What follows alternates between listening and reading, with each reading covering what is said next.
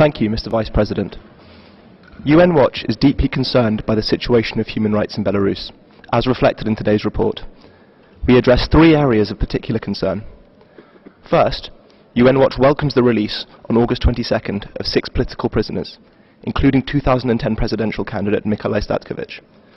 Yet we note the cynical timing of these pardons, coming 2 months before the October elections and, tellingly, 1 day after the deadline for presidential candidacies.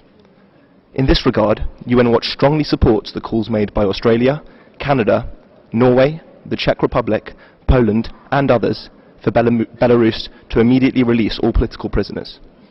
We regret to learn that Belarus has rejected each of these recommendations. Second, we condemn the suppression of basic freedoms in an ever-shrinking democratic space.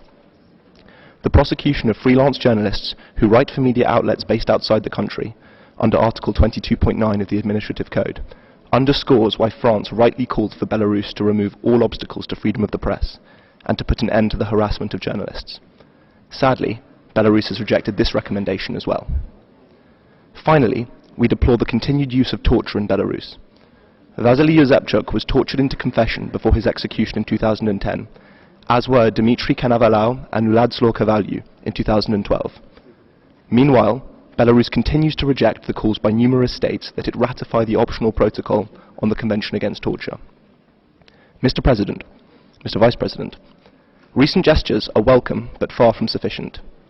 It is time for Belarus to allow the Special Rapporteur to visit the country, as recommended by France, Norway, Korea and others. We urge Belarus to reconsider its rejection of this recommendation. It is time for Belarus to demonstrate that it respects minimal international standards and the human rights of its own people. Thank you, Mr. Vice President.